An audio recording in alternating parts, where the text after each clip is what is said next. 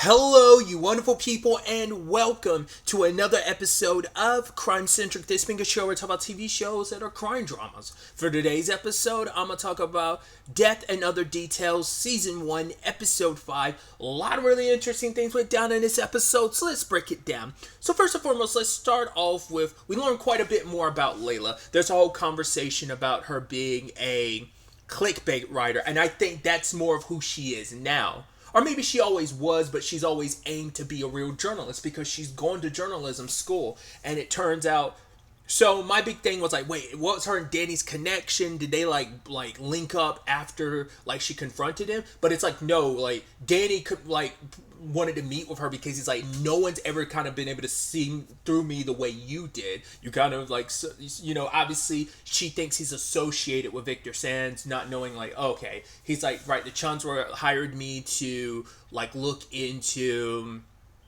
the Collier family and stuff like that. It's like, oh, you work with Coatsworth, Rufus. So she doesn't realize this like goes deeper. Like they know about the Victor Sands of it all, but she doesn't know where they're coming at it from this investigation because they're looking into Victor because of its connection to Violet's mom's murder.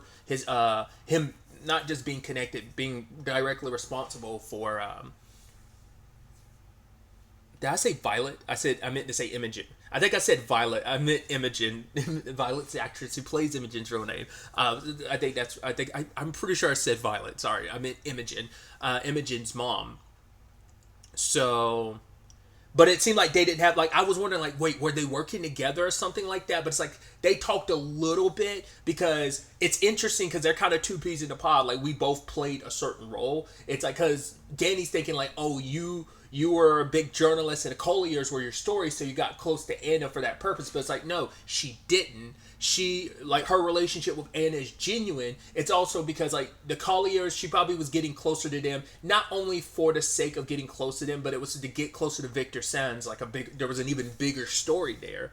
And we find out how this all connects to her accident. She was talking to a former NSA agent who had noticed large transfers of money. Like this is someone that's working in the shadows. And the moment he started prodding and asking questions, his investigation was shut down. His reputation was destroyed. And yeah. I mean, I guess the easiest way to get someone to back down is, no, you don't kill him because that can draw too much attention. What you do, which begs the question, why did you have Imogen's mom killed? I guess it's like she wasn't really in a position for you to destroy her reputation, but you could destroy this NSA agent. Well, why destroy his reputation? Wouldn't it just be easier to kill him? But maybe it's because he is a government employee. Killing him would be too easy.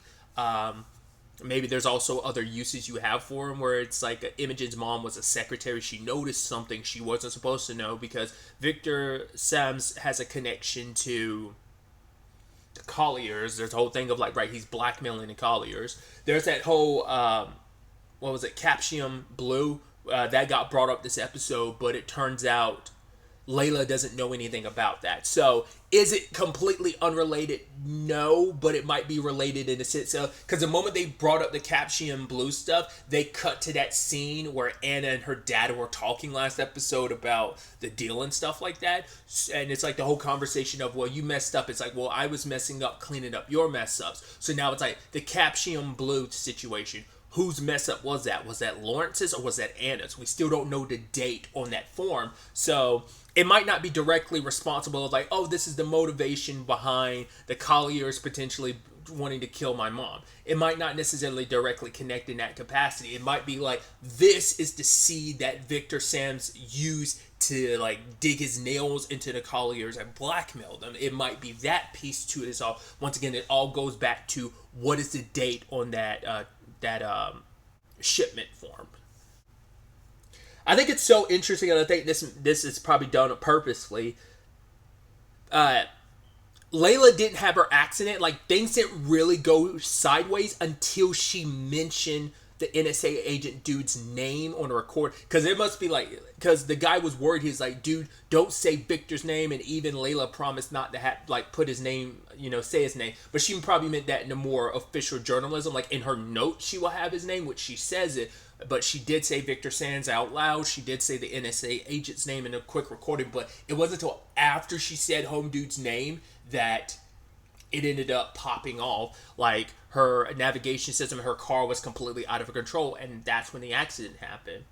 And what I think, and this I think sets the tone so much for Layla and Anna's relationship, that from Layla's perspective, this stranger, Rufus, a guy you barely know, he believes you when your own wife doesn't, because she's telling like Anna, it's like, no, we need to get out of here. I'm just trying to keep you safe, and she doesn't even want to mention Victor's name. But the moment she's saying like, please trust me, let's get out of here, she's like, we need to talk to like Doctor, like I'm gonna make an appointment with Dr. Mark. It's like, you think I'm crazy, and because now like her like. Now it adds so much layers to the peculiarities that Teddy was mentioning. Once again, like her looking for bugs and stuff. It's not, because once again, everyone thinks like, oh, it's a byproduct. Something happened in her brain after the accident and just the trauma of it all. It's like, yes, there's trauma involved. But once again, just because you're paranoid doesn't mean they're not after you, you know?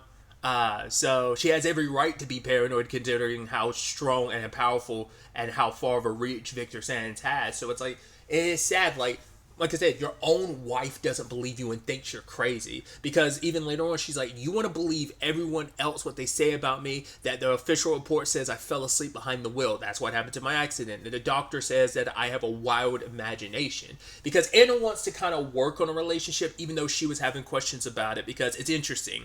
She just had an affair, and she caught her mom, like previously she caught her mom having an affair, and now they're having that conversation. Well, why don't you just leave, Dad? There's like nothing in stopping you from leaving. But for her, it's like, I made a promise to God. It's like, oh please. It's like, just because you don't believe doesn't mean it doesn't mean something to me. Because from her mom's perspective, it's like being in a relationship, she's like, it's easy, but tearing it apart, like building something together it's easy. Tearing it apart is not so easy. And that kind of struck a chord with Anna, because all the stuff she was saying to her mom wasn't just to her mom, it was also to herself after everything. Because despite the complications of things were easy with Eleanor, there's no strings attached, it's like there's no complications, like it's taking, like being around Layla as she is now post her accident has made her like, it's very stressful, and it's just like, it's a lot. And the outside perspective, and I mean not even just the outside perspective, even the perspective her and her entire family has on the Layla situation, it's like, it's draining. And I think, what was it I was watching? I don't remember what it is. It was specifically a breakup conversation of, I don't want to be like, being in love, like it should be easy, you know? It shouldn't, I don't want to be a hardship for someone. Like, it shouldn't be hard for you to love me and believe me. Because Layla's like, the reason why I loved you so much is because when you believed in me when I didn't believe in myself. I guess it's like, you believed in my writing and you chose to have me by your side. You opened up the world to me. But the problem is, after my accident, for the past 6 months, you've been doing nothing but not believing me. And it's just like, the person who built you up in a lot of ways, who you feel like, hey, took your hand and helped like raise you up and like, oh, everything's going to be okay, and believed in you. The person you want to believe in you more than anyone else won't. And like I said, that's why it's such a gut punch of like, the woman I love, my wife, won't believe me. But Rufus, this guy who doesn't know me, who everyone claims is a washed up detective, ended up like believing me, you know. That's the real rub of it all. And so Layla's the one that's like, I want a divorce. I thought that's where Anna's story was kind of going. That's why she wanted to really, really work on the relationship. So I think it kind of caught her off guard, because it's like, wait, Layla's the one that wants a divorce, and she's not really wanting to go or like change her mind on that. But I almost kind of felt like Anna was heading that direction anyway. It's like, well, you kind of secretly had an affair anyway. You cheated on her, so it's like, ugh. But I mean, like, once again, it depends on the relationship. Some people can work past that. Some people can't.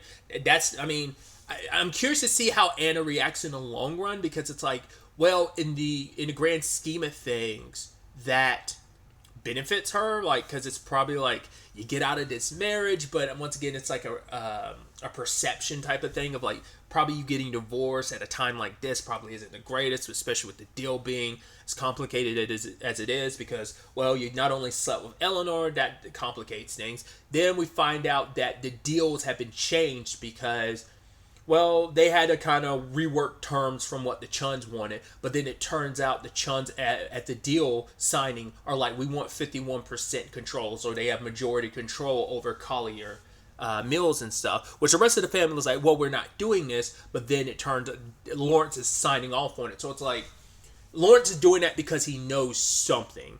Like, I'd assume it's like, makes you wonder, does he know about the preacher and or priest and Catherine? He probably does. Does he care? I don't know. I'd assume this has something to do with Victor, where it's like he needs to make this deal happen no matter what it is. It's like it needs to be done. Like, why would someone as shrewd as him be so willing, like, yeah, I'll take the deal? It's like, why? Because even the Chuns are almost like, wow, I can't believe you take it. But it's because the Chuns got whatever information, Grandma Chun got some information from the priest about them that kind of put them in a position where she knew they'd have no choice but to take this deal. We don't know what that information is. Maybe it's specifically relegated to the Chuns. Might even tie back into Alexandra's circumstances because, well, she thinks they're trying to take her down because of the photos, but even Tripp asked his dad about it and it's like, were you responsible behind all that?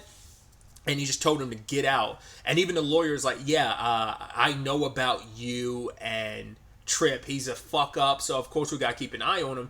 But he, at the very least, is not aware of the blackmail. That's why I was like, would Catherine go about it such a roundabout way to threaten you? Because she did kind of threaten you before, but like to throw up the photos and stuff. Because Alexandra's point is, it won't impede much of. He's kind of a big time rich fuck up, so it's like it's not going to affect Tripp's like future, but it can tarnish Alexandra's reputation and everything, and what her political future could be.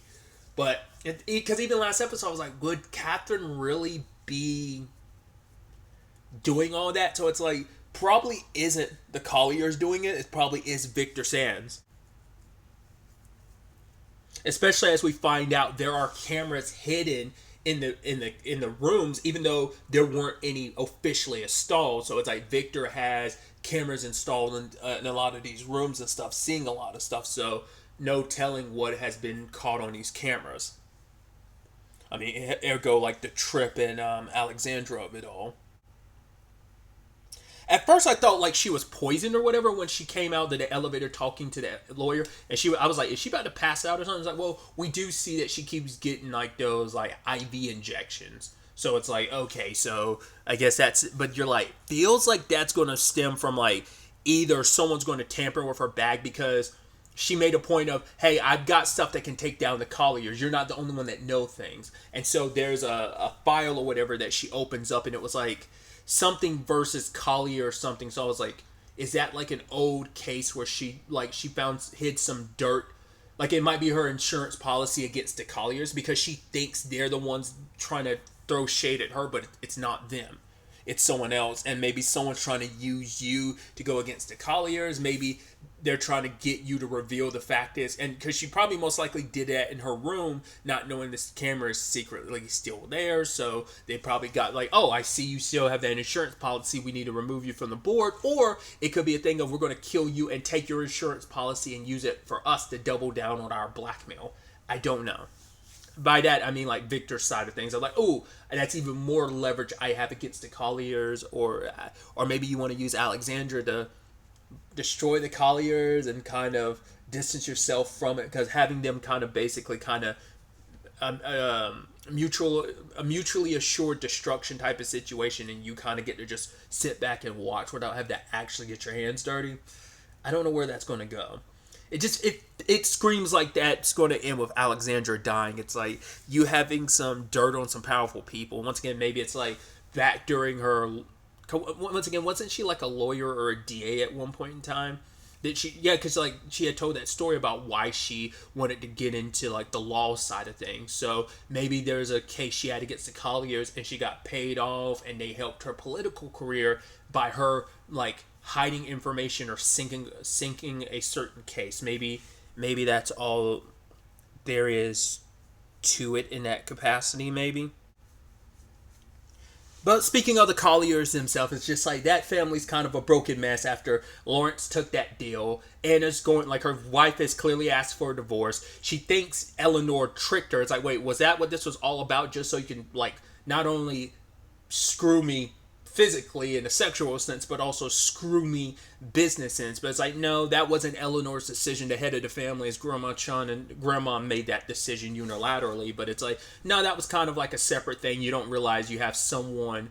It wasn't even Eleanor that kind of manipulated this situation. It just happened to happen and coincide with the priest dude kind of selling you out, which is ironic too, because it's like Anna and her affair situation with Eleanor, but then there's also the Catherine and the priest. Like he knows all the skeletons in the closet regardless, but he also has access to Catherine too. And if she finds out about that as well, it's gonna be interesting to see where that relationship goes, whether that kind of goes south or not.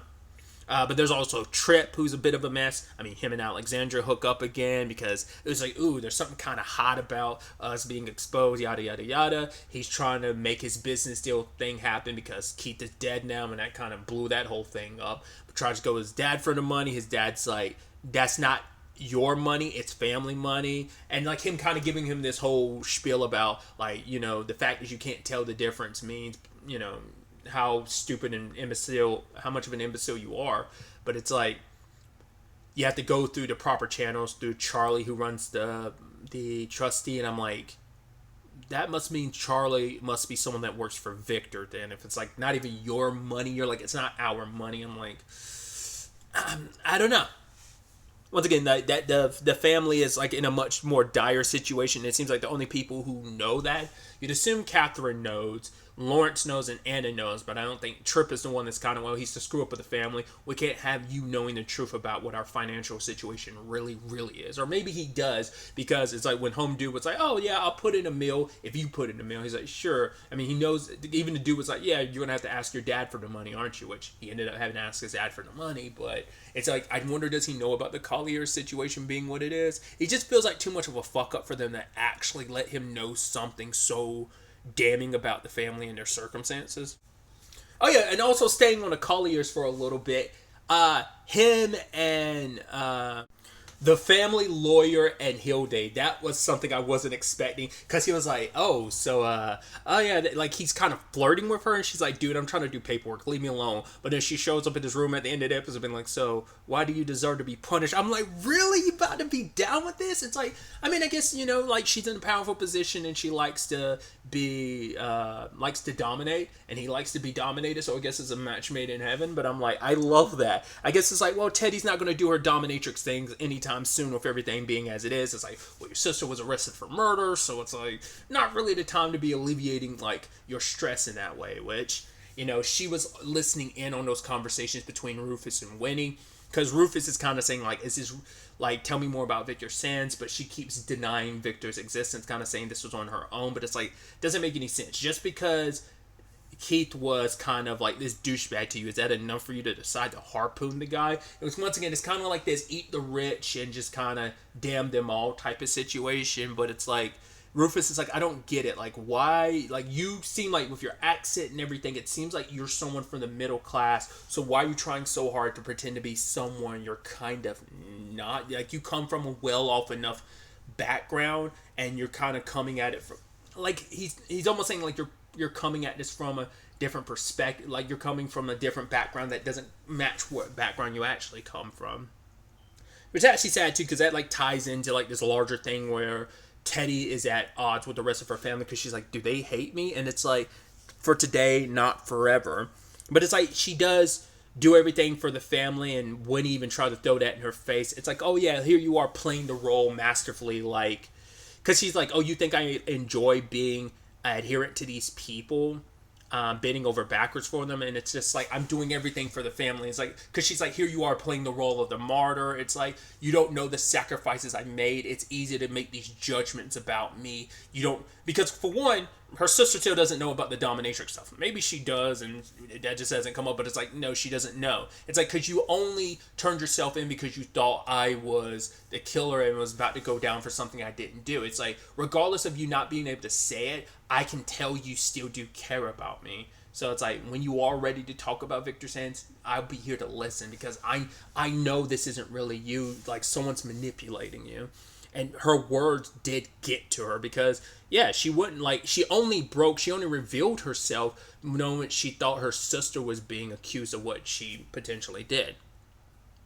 Once again, it's still unclear whether or not she actually is the like actual assailant. Like she actually pulled the trigger on a harpoon gun. She might have been there to do it, but maybe either Keith talked her out of it, was trying to talk her down, and she could like either she couldn't do it on her own, or Keith or Danny rather talked her down, and then someone else did it. I mean, once again, it could easily be she was in that room, but someone else pulled the trigger and killed Danny. That's kind of been my theory up until now. I don't think she actually killed Danny at all. Not even just like, oh, she's here because of Victor's orders. So it's like, no, I think she didn't. She was going to, but like I said, either Danny stopped her and was able to talk her out of it, or she just reluctantly couldn't do it because it's like, it takes a lot to just be able to just out of nowhere murder somebody. But she couldn't do it, and maybe Victor had someone else on the boat do it for him, you know, so. And so there was like someone else potentially in that room.